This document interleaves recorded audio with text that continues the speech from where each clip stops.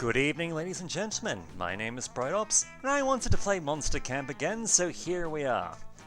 Since the last time we played this game, a few things have come out. Namely, they finally unlocked the gallery. For those who've played Monster Prom, they're familiar with this. It shows off the various characters you encounter, various endings you unlock, concept art, all that fun stuff. We also have the Meta Shop, which is actually something of a new addition. Greetings, player. Welcome back to the Meta Shop. Take your time browsing around, or don't. I'm not real, so I don't care what you do. But yes, the Meta Shop is... As you play the game, you unlock memories. You get, which is apparently an in-game currency, which you can use to purchase things. Namely, for example, when I first noticed the shop unlocked, I unlocked a costume. Sorry, just having a bit of a brain spasm there. But yes, a costume for the various characters. And this is the source of... You can also get a few other things, like different game modes and all that, but you also get like concept art as well. Farewell, player. And just for the record, we're going to visit settings because new things.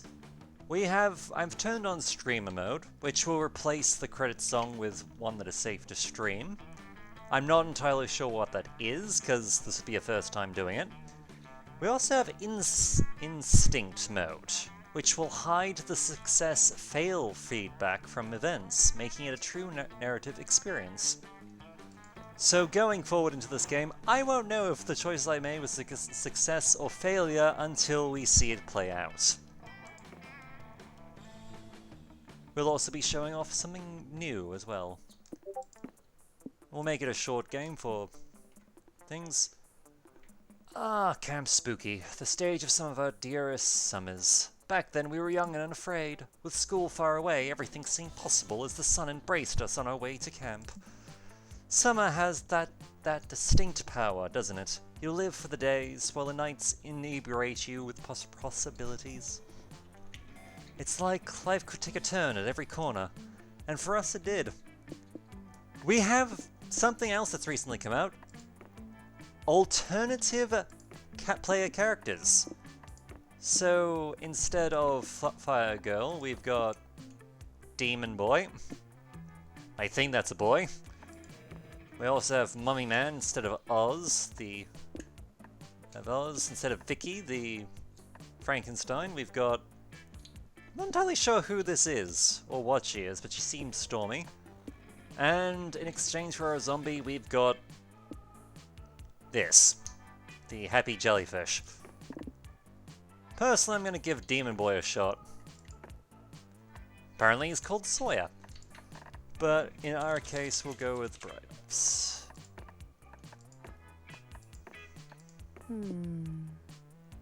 Okay, what do we got? Portable Hellfire Portable Barbecue, a recorder, the Satanist Kit, Pinata Pool Toy, Vampire Sun Hat, Magic Mirror, Marshmallows, Canned Brains, and the Pokemon TCGs.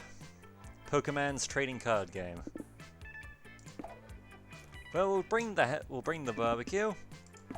We'll get us some Pokemons, and why not marshmallows? Goes with the fire. One might say that the Monster Prom had hardened us from the highs and lows of love. But no, in love we're always absolute beginners. And summer camp was no different.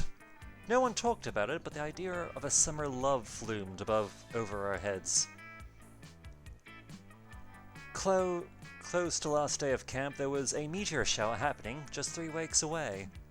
Everyone knew that if you were into someone, you were going to watch that damn thing together. And so a silent yet powerful pressure invaded us. It was the Monster Prom all over again. Everything seemed uncertain. Everything but one thing.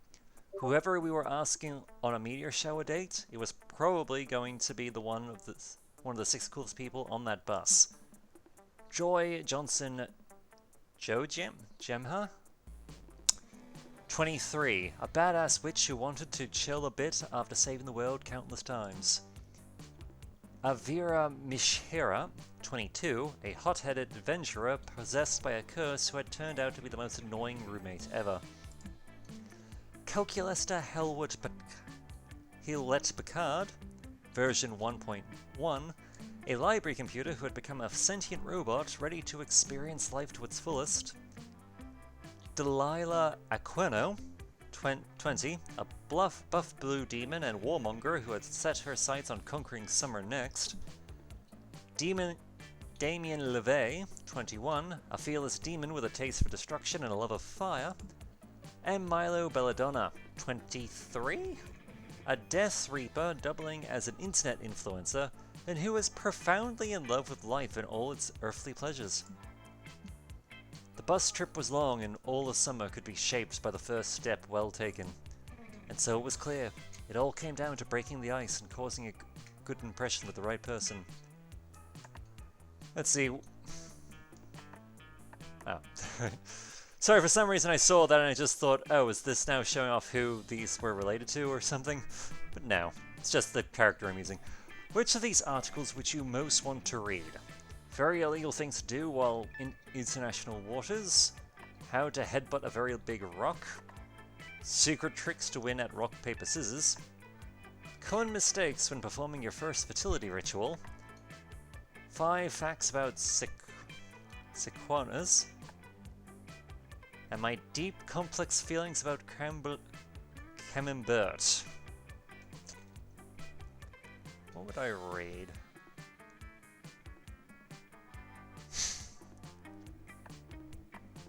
You know what? Nah, a surprise. I have to admit, probably the one that would do is this one. Just as me personally, so why not? Avira, of course.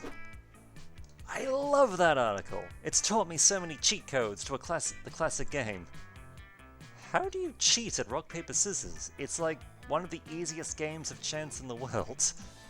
Easy. You just cut the opponent's hands off. Works every time.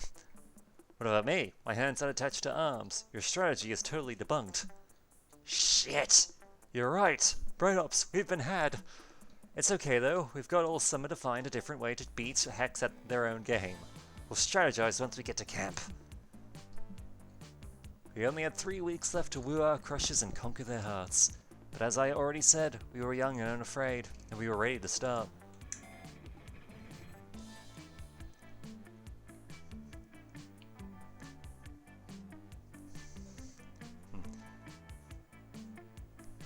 Yeah. Alrighty. Hope nothing goes wrong. Well, there's them. Let's have a look at our stats. Smart. See, charms are lowest, with smart being a close second. Though we are tied on boldness and fun. You know what? On it. To the manor! In the haunted manor, a voice whispers from the walls in a frightening voice. Bright Ops, you can't escape your fate. You'll soon gain boldness. But after that, something weird will happen to you. It could be great, or terrible. You don't want something potentially terrible happening to you. You stay put to be sure you don't get extra boldness per the voice's prediction. Look at you, trying to defy destiny itself. That takes some bravery. Here, have some boldness. You stumble upon Avira surrounded by an odd-looking group.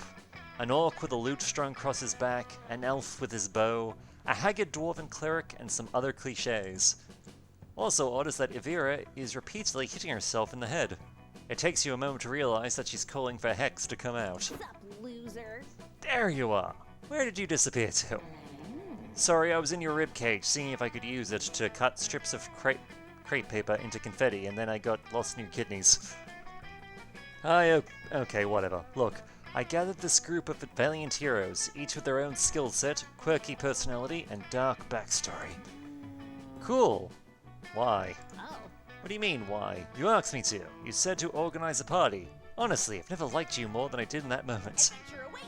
When I realized you were finally taking an interest in the things I enjoy and that you were getting excited to raid a dungeon.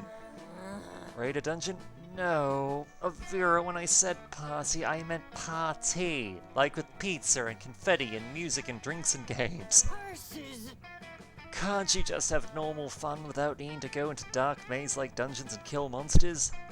Gosh. This isn't possible. I feel like we never truly understand each other. You are so one-note, Vera. Just like the rest of your tropey friends. I was really trying to bond. I mean, we're already bonded in that you're a curse that's attached itself to me, but I mean the spiritual kind. Avira seems genuinely disappointed, and you can't have that. Time to turn this party into a party. So Hex will be happy, and Vera will be also. Avira will be also happy. In a moment of genius, you'll realize exactly what party member would make the perfect party goer. Ned, the Necromancer. Did you know he doubles as a powerful baker? If he can raise the dead, he can surely raise a cake. Or a bard. Always a bard. Fuck yeah. Oh, that's a great call. It is? Asks the bards, wrinkling his nose in adorably modest confusion. Why? Are you kidding? Look at your stats. Your charisma is through the roof, and many of your skills revolve around music playing. From my limited understanding of normal social gatherings, that's party central. Ah, says the bard, a twinkle in his eye. But it's all a matter of perspective. All classes have skills that, when used correctly, are perfect for both adventuring and partying. What? They do? Yes, of course. That's why it's called a party. Huh? I don't think that's right. Sure it is, just think. Leaf is a druid, so she knows exactly how to identify and use all the best herbs, if you catch my drift. And if you don't see the party applications of Lyra the Rogue's use rope skill, then I don't even want to go to your kind of party. And then of course there's always Travis the party warlock. He's a warlock, who's good at parties.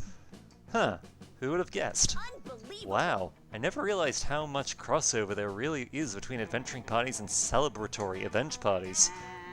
I guess the lesson here is that, Bard, I'd love you to help organize these events, but I'd love everyone else to help too? The Bard happily agrees, and the entire party gets to work throwing, well, a party. The decorations are lavish and the crowd of fun-loving adventurers immense. Neither of which are things we have the budget to show, but trust me, it's totally sick, okay? I guess you were pretty great. Thanks for helping me throw this lavishly decorated and immensely crowded party, Bright Ops. You really helped me in Hex Compromise. And have a great night. You're so glad to be a part of Avira's great night that you immediately gain 2 fun and 1 charm. Glad to hear it. I mean, honestly, if it's a party, it's the bard. It might turn out okay. You've got to have a bard. It doesn't... Things get boring. Alrighty.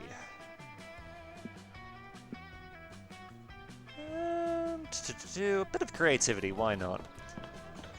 You spend your day trying to learn how to use the North Star to know your location and never get lost. It's a fierce challenge, and everyone gets, like, super lost. You say fuck it and try to text the North Star to ask the directions. Maybe no one ever asked. Of course this achieves nothing. It's a star, and you should stop trying to resort to sheer absurdity to solve your problems. You get no badge. No one does. It was all a trick test and it wasn't even nighttime. But Coach awards you with 2 creativity for your lateral thinking. You join a relaxing landscape painting class to take your mind off the sexy chaos of Camp Spooky for a few hours. Ugh, this is so boring. That's not even any sexy chaos.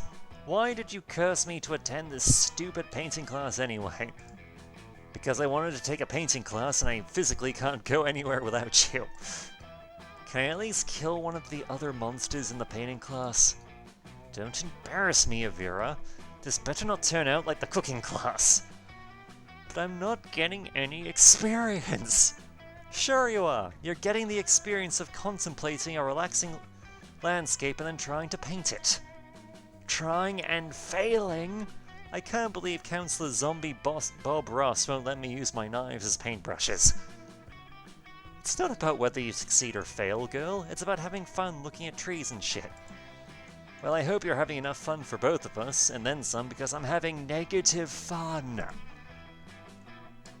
I'm actually not having that much fun either. Great, that means we can leave. No, I think it just means I'm not landscaping hard enough. Come on!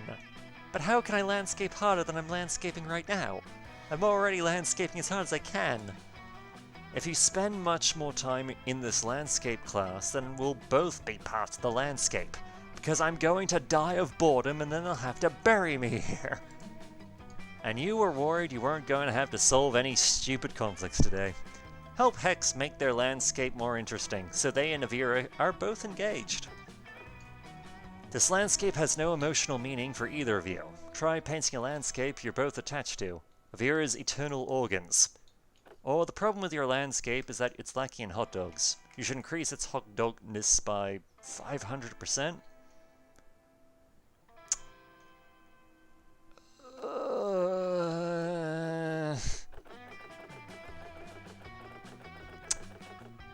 Hot dogs, let's go for it. You're right! There's nothing in the world more emotionally moving to me than a good hot dog. Seriously? Nothing? Maybe I spoke too soon. There's actually a lot of things I find more emotionally moving than a good hot dog. Like friendship, the thrill of achievement, seeing your enemies flee before you and hearing the lamentations of their women. Like 11 hot dogs, or 100 hot dogs, or 500 hot dogs! Which is exactly how many hot dogs I'm going to add to this landscape. Hex enthusiastically adds just a bonkers amount of hot dogs to their painting. It looks like an enormous pile of hot dogs painted over a landscape. Hex is overjoyed. This is stupid. If you're just trying to paint as many hot dogs as possible, at least fucking optimize it. Why paint a mere 120 hot dogs when together we could paint 1,000? Those are the most beautiful words you've ever spoken to me. And another thing, what are you painting with? A paintbrush? Get good! If you're painting hot dogs, you damn well better be painting those hot dogs with a hot dog. Avira shoves a hot dog into Hex's hands. Where did you get this hot dog? My inventory! Don't ask questions! Yes ma'am, let the hot doggery commence! Hey, you kids painting hot dogs with a hot dog over here? Damn right we are. Is there a problem? Far from it! I'm just impressed at your artistic skill. I read somewhere that Michelangelo used a hot dog to paint the ceiling of the Sistine Chapel. Michelangelo? He's my favorite Ninja Turtle. I'm so proud. Really? I'm more of a Raphael girl myself. You guys soon forget all about the painting and spend the rest of the afternoon discussing Ninja Turtles and eating hot dogs from Avira's inventory. You gain 2 charm and 1 fun. Alrighty. I just gotta choose the right log. Alrighty, we got a log. Let's go. You just finished your quarterly review. It went awesome. Your boss thinks you're doing a great job playing this video game. You're hoping to celebrate your corporate competency with some pals, and good news, you find Avira and Calculus by the campfire. Excited for our food truck. In conclusion, there are 18,208 reasons I have collected to convince you that we should paint our food truck the statistically best color. Bright orange. Burnt orange. This is so fun. Sounds glorious, Cal. Gods, this food truck is going to be so sick. I'm going to reach level 18 on my merchant skill tree so fast! Guys, I just had the thrillest food truck idea. We should sell mini Victoria sponge cakes for dessert.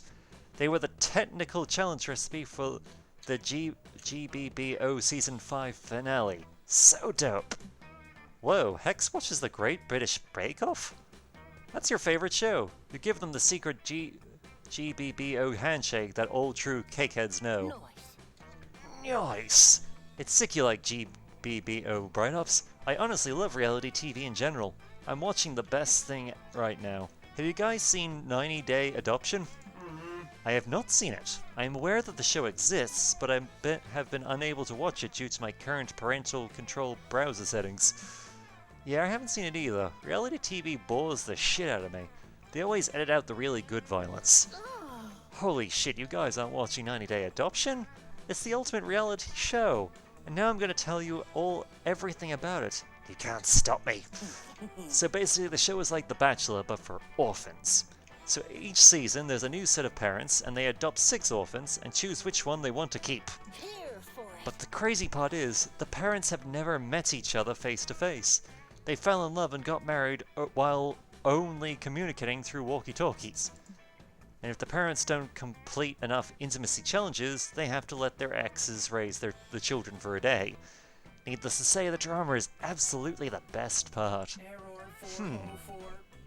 I am pleased that you are enjoying the show, but I'm afraid I may be unable to watch it. I can only process a limited amount of drama per hour. I thought I was safe watching my favorite reality show, Terrace House, but then I had to process all the emotional nuisance in the meat incident. I almost ran out of battery. Ugh. Yeah, those shows are never worth the time to watch them. It's always like one 5-minute clip of a head butt they just replay over and over. Okay, guys, I hear you, and I get this show isn't for everyone. But I haven't even told you about the elimination challenges yet. Just wait till you hear this. Not enough signal to process. Oh dear, this is stressful. I may be overheating. Is my fan whirring louder than normal? Uh-oh. Looks like your 2 boneable friends aren't totally obsessed with reality TV, and that's a deal breaker for you.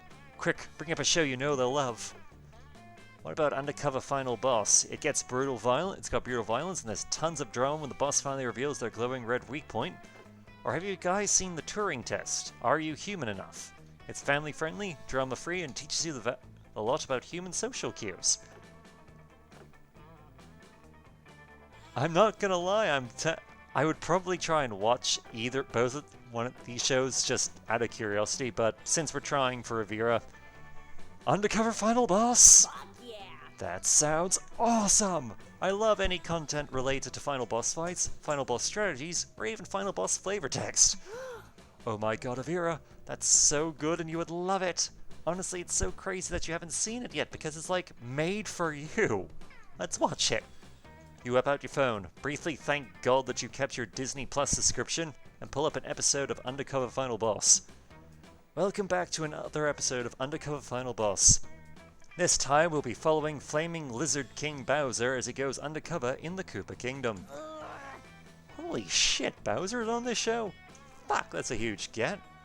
I didn't realize we're getting A-list bosses here. Sick. I know, the cast of the show is literally bonkers. And look, the first thing they make Bowser do is intern as a Goomba. Oh dear, I'm not quite sure, but it seems that Grumpy Lizard is having trouble waddling as convincingly as those moving brown lumps. That was stressful. Oh, and here's the part where they have Bowser talk to some of his underpaid troops about their financial struggles. So juicy, lol.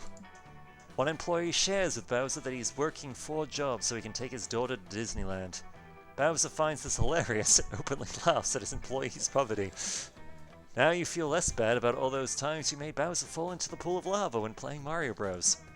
And now, after a long day of empathizing with his employees, Undercover Final Boss Bowser is ready to tearfully admit his weak spot. It's his big, soft belly. Damn, this show is so fucking good. Did you see how long they zoomed in on that weak spot? Talk about fan service.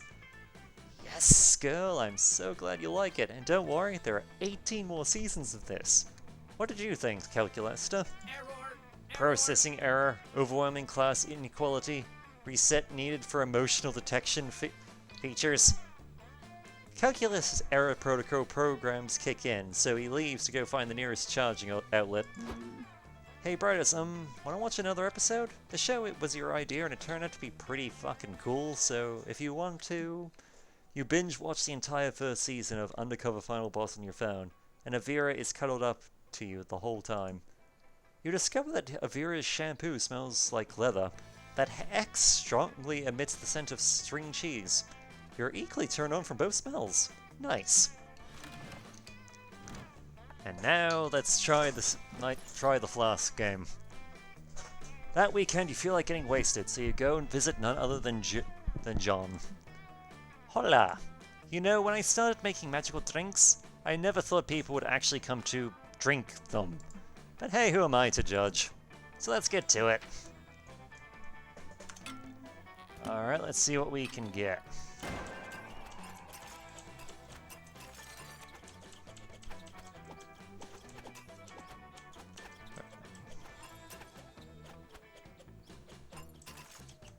Not sure what have we got here.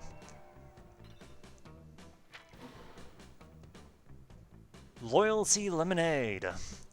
I concocted the Loyalty Lemonade to study different locations. Its effects reward loyalty. The more times anyone visits a location in a row, the more stats they gain from it. Oh, okay. Interesting. Still hard to believe you drank that. Good luck, I guess.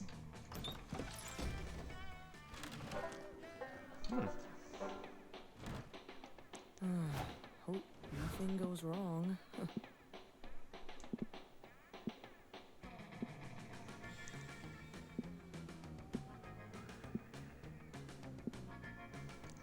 So let's see, we went here. Let's do... You know what, I'm happy going creative again. That day in Monster Scouts, you all learned to identify different animal tracks. First, you practice identifying bears and deer, but then you start having to identify way more specific tracks. You identify the tracks of a sculptor, half human, half sculptor. You follow the tracks until you find the legendary beast. The Sculptor teaches you the basics of sculpture. You gain 1 creativity. You've almost died like 3 times this week, so you decide to tag along with Calculester and Avira to listen to one of the coach's scout lessons on survival. Yay, learning! Once you've got the hyena in the submission hold, you use the comb to lull it to sleep. And that, kids, is how you survive a hyena attack using only a hair comb. Huh. Never thought about literally putting an enemy to sleep.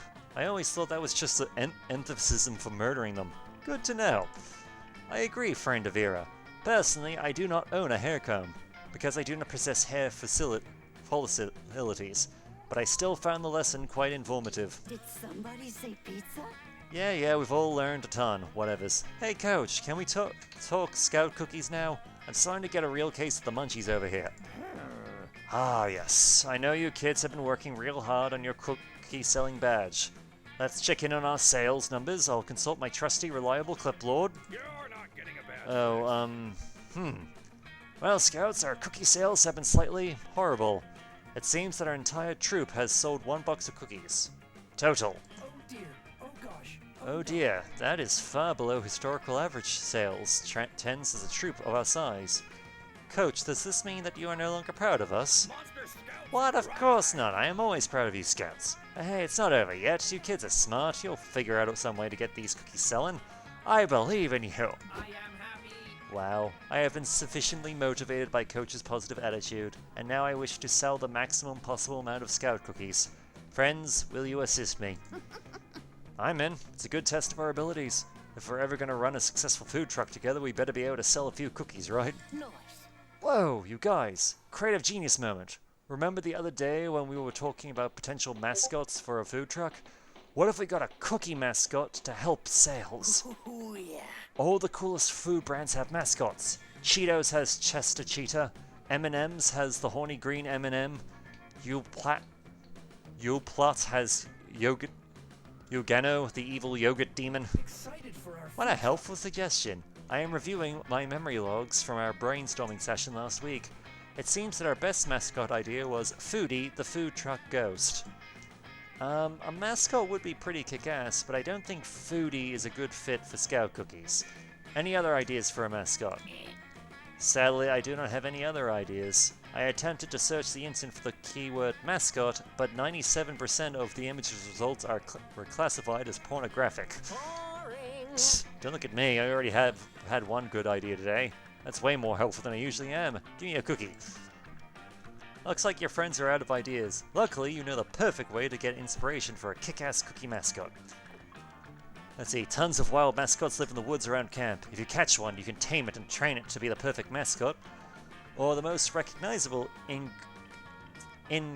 iconography in the world stems largely from major religions. Look to the scriptures! I say let's go hunting. That's a fucking awesome idea, Brodops. I've got +3 stats to my beast trapping and beast taming skills, so this is pretty much a guaranteed win. You go to the woods and get working on the mascot trap. Cal designs the best functionality. Avira handles the carpentry, and you are completely useless. Friend Avira, I have noticed that you are drawing sigils in the soil with the blood of virgin deer. I assume that this method will help us capture an adorable, marketable mascot? Exactly, Cal. Those deer blood sigils are a neat little trick that Hex taught me the other day. They attract cute critters. Right, Hex? Yeah. I remember learning those sigils a long time ago. They're super ancient dark magic, and I'm like 40% sure they won't kill us or anything. Hours later, you all return to the mass trap and find something terrifying. It's a huge, torn creature with eyes full of rage and a primal thirst for destruction. Tremble, mortals, the creature shrieks. I am Felidrat, the ancient heathen deity. Bow before me. All mortals shall bow before Feodralt. Ooh, yeah, those sigils were actually meant to summon Feodrat for the righteous destruction of Earth. Shit. Totally my bad, guys. LOL, am I right? Do not worry, Hex. It is common for non-robotic beings to make errors. Personally, I think human error can be quite endearing. Holy shit, Hex, you crazy motherfucking genius. This ancient heathen god is the ultimate mascot. You, Faradelt, you gonna help us sell these monster scout cookies, or do I need to beat your ass? Either way, I'm getting a fuck ton of experience points out of this. Sell cookies, did you say? Do you have any idea to whom you speak, mortal? I am the god who ruled the 11 clans that once populated these lands 3,000 years ago. The clans waged war for the honor of being the most devoted to Faradelt. They painted murals and sang songs in my honor. They sacrificed their newborns in devotion. All 11 clans eventually died out. Perhaps it was all the war and baby sacrificing. To be honest, Faradelt, god of all evil, has been quite lonely for the last millennia. Back to basics. Friend Faradelt, it is completely understandable that you might feel lonely after a population collapse. Perhaps you could consider our mascot opportunity as a way to meet new friends. Silence, mortals!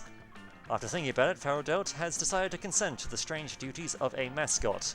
All mortals shall bow before Monster Scout cookies.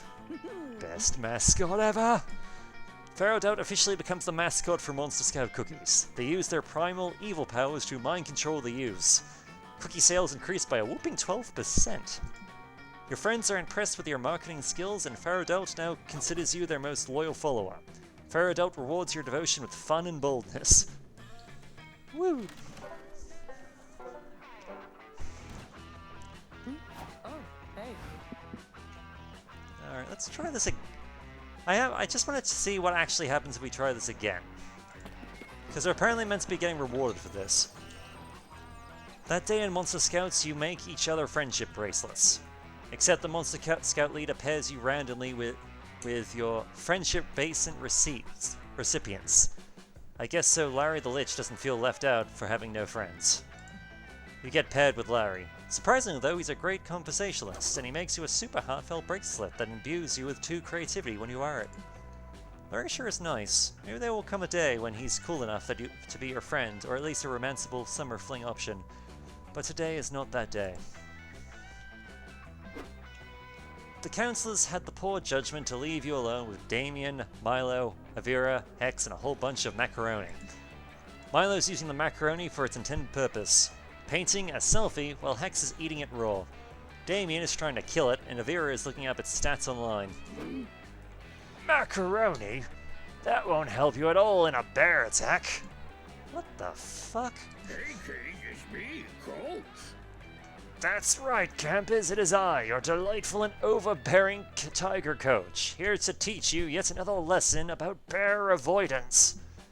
Remember, there's no bee in bear, except when there is. That's the kind of thing I, Coach, say all the time.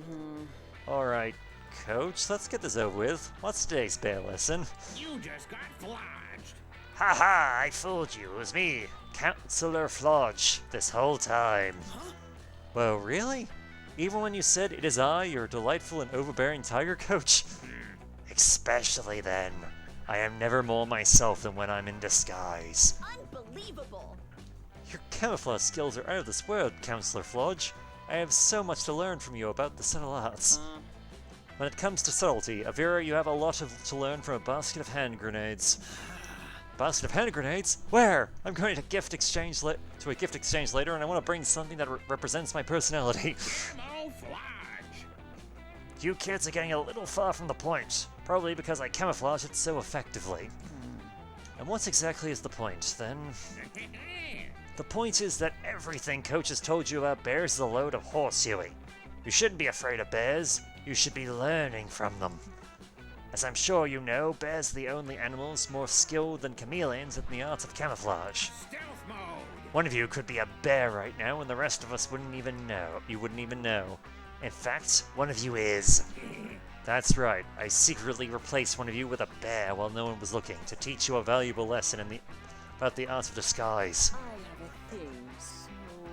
I don't have time for this ridiculous charade. I'm supposed to be serving looks at the soup kitchen right now. Poor people deserve spiritual nourishment too. It's Milo. Yeah, I was just gonna say, Milo's definitely a bear. Obviously, who else just showed up here at camp during the summer, despite never having been around at Spooky High? Well, you... Horses. No one! And I will haunt anyone who disagrees with me. Oh jeez, this is getting kind of heated. You're pretty sure Milo's not a bear? They're way too hairless. But what can you say that'll prove it to the others? No, look, Milo's verified on Instagram. That process was specifically designed to ensure that your favorite e-celebs aren't secret bears. Or, so what if they are a bear? We're all monsters, right? Shouldn't we accept Milo for who they are, regardless of species? You step between Milo and the others to deliver a heartfelt speech about the importance of loving all of Earth's creatures, no matter how wily and murderous. Wow, that speech really touched my heart. And not in the fatal, outside the chest way I'm used to touching hearts. We did it, like, emotionally? Am I saying that right? Oh gods, I've killed so many monsters just for being monsters. This is making me question my entire moral foundation. I need more therapy. Are you gonna eat that? Are you gonna eat those feelings, Avira? I could eat them for you, just saying. Bright Ops, I am both moved and impressed by your speech. I too believe that it's important to judge someone not on whether or not they're a bear, but on the content of their character. Hello, it's not me. In fact, you may be surprised to know that I'm not really Counselor Flodge, your lovable disguise instructor. I'm actually... Unbelievable. a bear. Counselor Flodge was the secret bear this whole time. Oh, you're a pro. Nice work, Bright Ops. Your inclusive rhetoric lured this bear out of hiding, and now we can stab him with these pointed sticks I made. Damien and Vera chased the poor, bewildered bear into the woods with their sticks. Afterwards, you all head back to camp for Sloppy Joe's. You know, I'm not normally one for self-reflection, but was it wrong for us to take advantage of Bright Ops' heartfelt speech to flash out and hunt a bear? No way, Milo. Bears will do anything to get the upper hand, and no tool is off limits in the war against them. I had a friend, a notorious bear hunter named Darius Weapon. They got so tired of the constant psychological strain that he decided to quit the business. He actually got a job as a financial analyst. Can you imagine going from a life of adventure to a white-collar desk job? But that's where his head was at. He even started up a romance with the claims adjuster at the same company. Had to file paperwork and everything to make sure their relationship was workplace appropriate. They got married, had a couple of kids, and they're living together to this day in a beautiful little cabin he built himself. Well, they would be if his beautiful wife hadn't turned out to be a secret bear who ate him and their children after 13 years of marriage.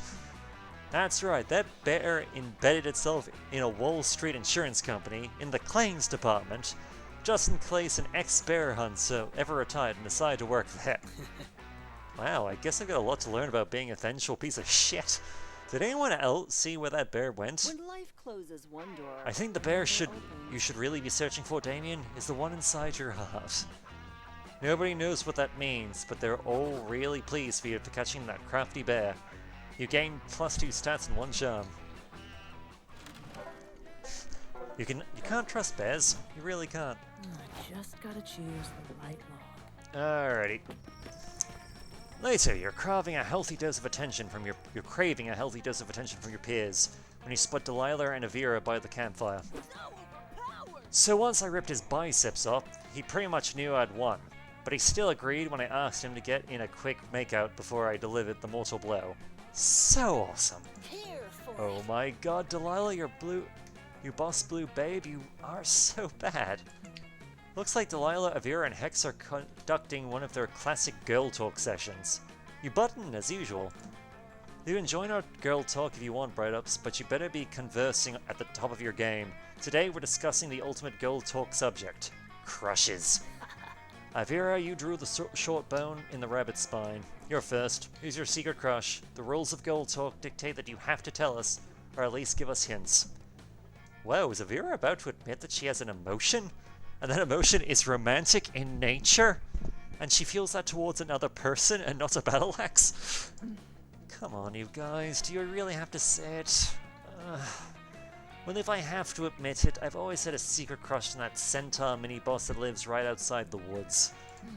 Avira, are you fucking serious? Is that why you keep taking those patrol shifts on the forest perimeter? Those were at 3 a.m., Avira. Whatever, I know it's kind of embarrassing, but he's pretty buff, and I want to hear all the music squelching sounds when I crush him. The muscle squelching sounds when I crush him. What? Okay, I admitted mine. Now you have to say yours, Delilah. Tell us your secret crush. This is kind of tough because I usually just tell someone directly when I'm crushing on them. I don't really bother keeping my crushes a secret. But I guess my current #1 crush is Timothy Clement. I can't stop fantasizing about crushing him. Just one of my boots could crush all of his bones. We're meant to be. Dear God, by crushes, Delilah and Avira literally mean people they want to crush. Every time I get a new crush, I totally get this intense feeling of butterflies in my stomach. It lasts right up until I stamp the last drop of blood out. Yeah, I get that too. And I get kind of jealous. I don't like anyone else to crush my victims. What about you, Bright-Ups? Any crushes we should know about? Delilah and Avira just gave you the perfect opportunity to hint that you're interested in one of them. Flex your girl talk skills and crush this convo. If I'm crushing on someone, I go all in. I gear up with every weapon and toy I can think of. I'm kinky that way. The thing is, I'm more of a crushie than a crusher. My middle name is Step On Me. Oh. Whoa, Bright-Ups, I didn't realize you were so well prepared for adventure. Avira, are you blushing right now, or is that just a side effect of that poison worm potion you drank earlier? What kinds of equipment are we talking about? And oh, what items do you keep in your quick drawer? Anything really dangerous? You start by describing all the raw materials in your inventory, including your gold and uranium ores. Then you slowly talk her through your ranged weapons. Wow, when did you get so much inventory space? You could fit a merchant town in your pockets, Bright-Ups. Finally, you show Avira the first item in your quick drawer, your magic wand. Its core is made of mistletoe and ancient whale grease. It's got a +6 buff to your spellcasting. And best of all, it's made of body-safe silicone. Dear gods, that sounds like some fucking top-notch equipment, Bright-Ups. It's also upgraded.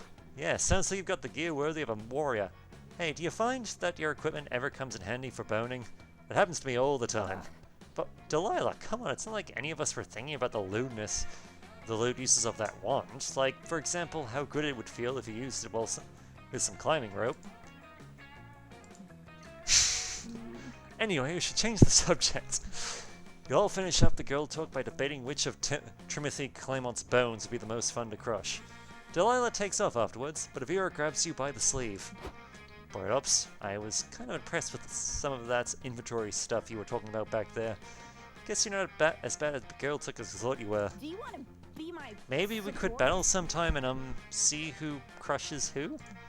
Hell yeah, Avira is probably gonna crush all the cartilage in your face, but you're gonna crush her heart with the power of summer romance. Alright, flasks again. Let's see what we got. That weekend you visit your good old pal Juan. He knows a thing or two about getting wasted. Bueno. Look who's here. I was just experimenting with these drinks here. I was about to throw them away, but I have a feeling you're reckless enough to give them a try, right? Get ready. Let's see what we can get.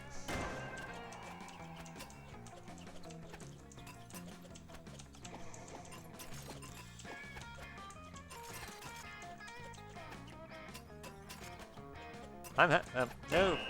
Wait, yes, we got fire. Oh, what? Cosmopolitan. God damn it.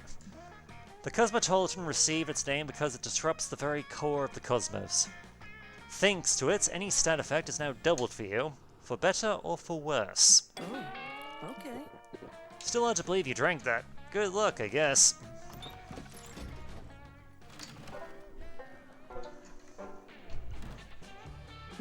Oh, hey. Alright. Let's go visiting the... I feel like being a little bit more bold again. You go into the Haunted Manor with a group, only to immediately split up once you get inside, as is customary. You quickly get lost and have no cell signal, but in a stroke of genius you follow the signs to the Haunted Manor's lost and found and wait for your friends to pick you up. You find all sorts of cool knickknacks while you wait. Some bloody gloves, a haunted iPod, it only plays Thriller by Michael Jackson, a totally normal Furby that still manages to be the creepiest thing in there. At the bottom of the box you can find one boldness. Yoink! Who in the right mind would throw that away?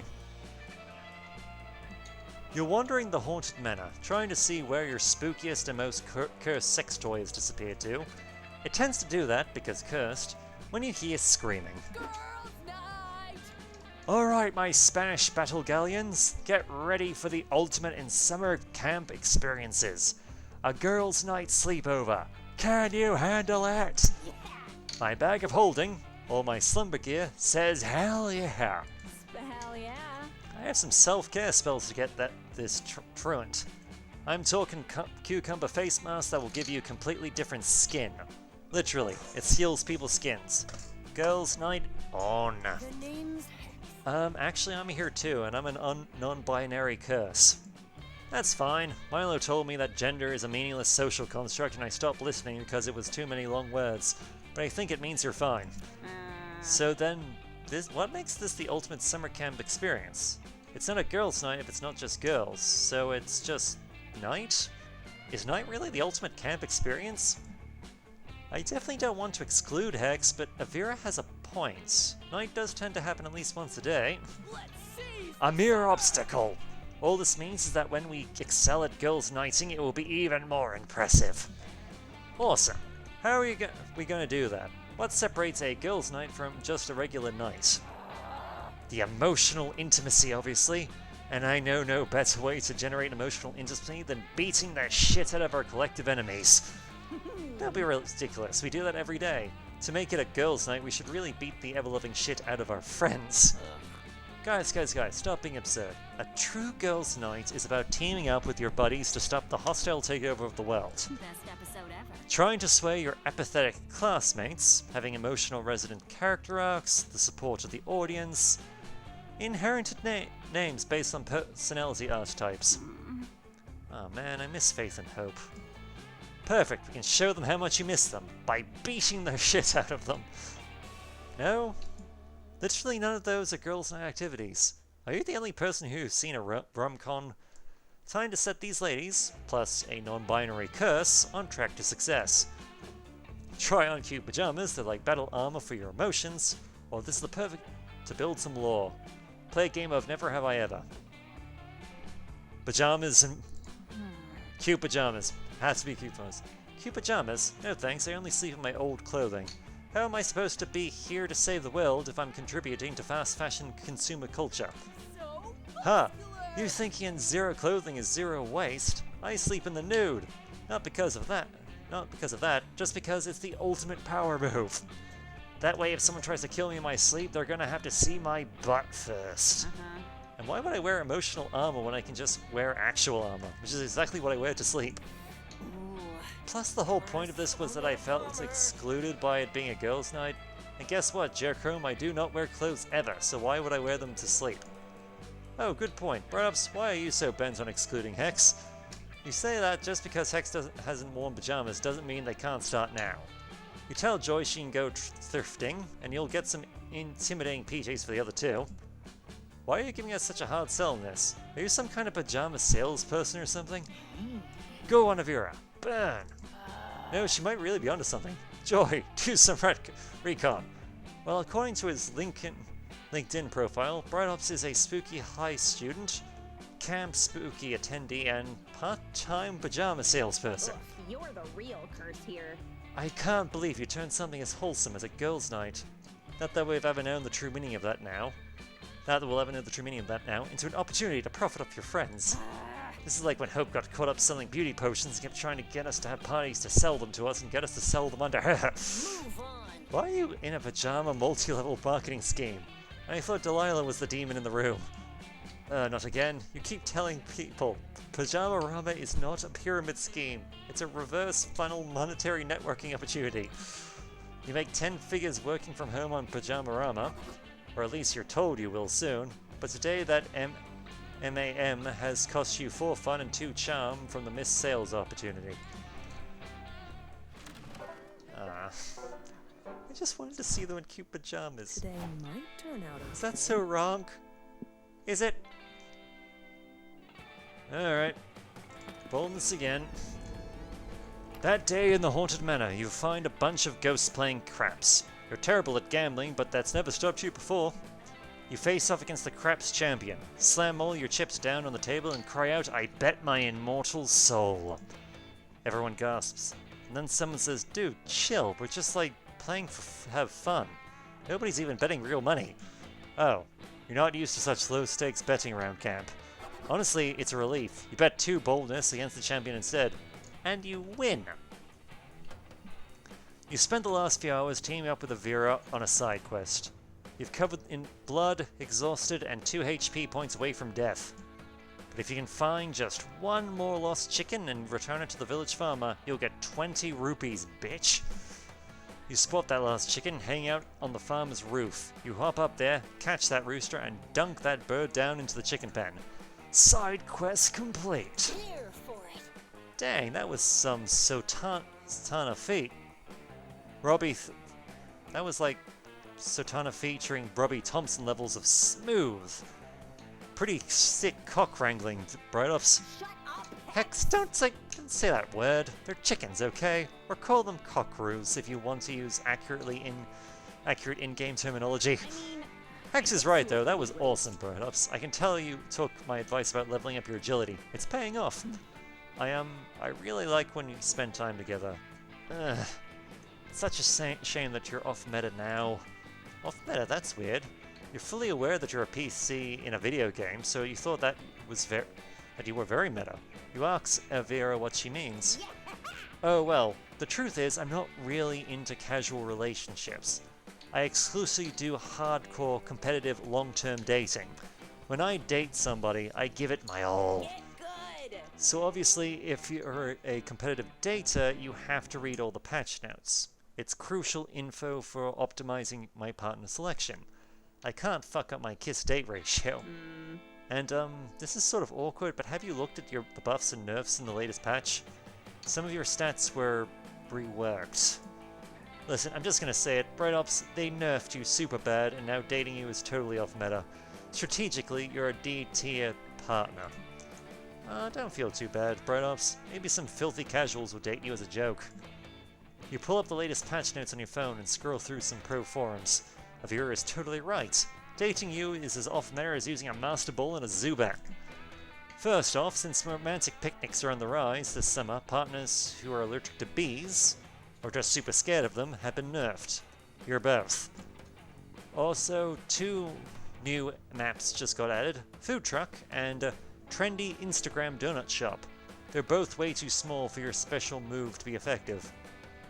And lastly, super horny type players no longer get a charm buff against Sudandere types. Fuck, you were relying on that score bonus. Well, I take back what I said. With those stats, you'd have to be a fucking idiot to date Bright-Ups. Yeah, it really sucks that this Natch perfed you so hard. I was starting to think we were pretty compatible teammates, you know? Shit, you have a huge crush on Avira, and this dumb competitive dating meta is Kokoro blocking you. Your objective is clear. Convince Avira that you're a good pick for competitive long-term dating, despite the current meta. But how? How, Bright-Ups? Let's see, get a hardcore dating pro to write a comprehensive online guide, how to date Bright-Ups, an unexpected off-meta strategy to boost your win rate, or the current meta flavors tank players because because it requires tons of HP and favors defensive stats. Use forbidden magics to become an actual tank.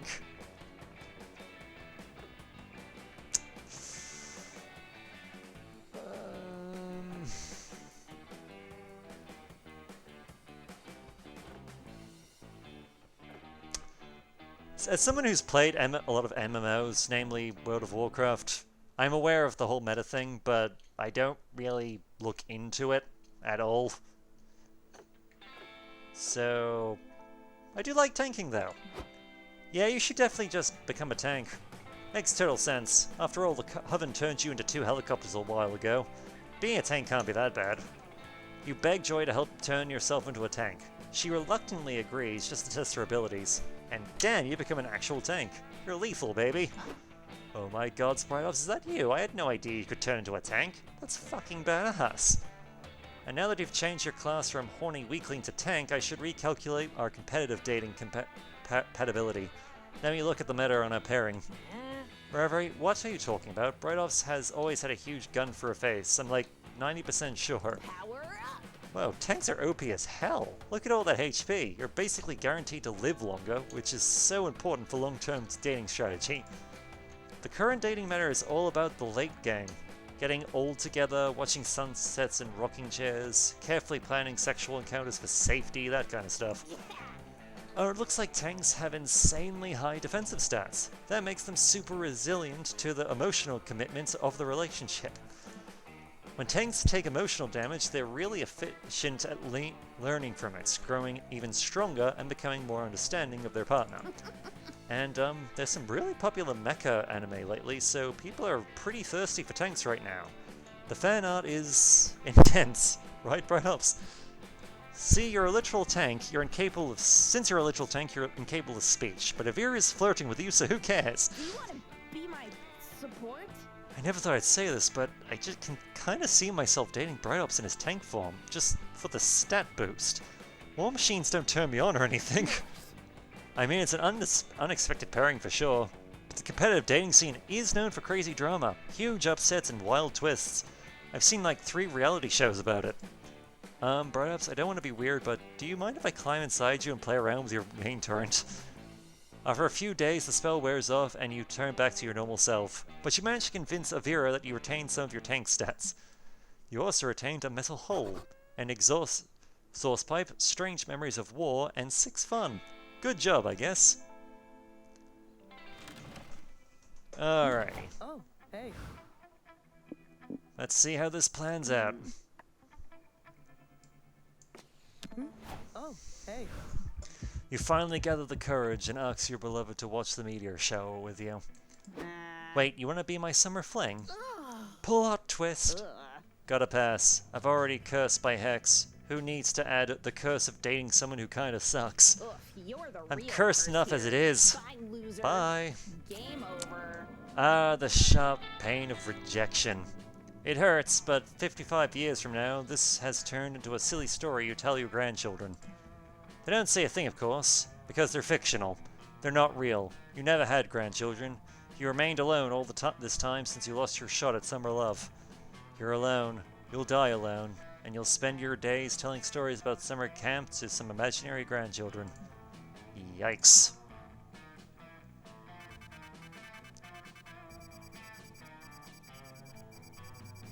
But yes, like as you get new stuff, you also get these memories, which adds to the in-game currency. As I mentioned before, but just showing it off then.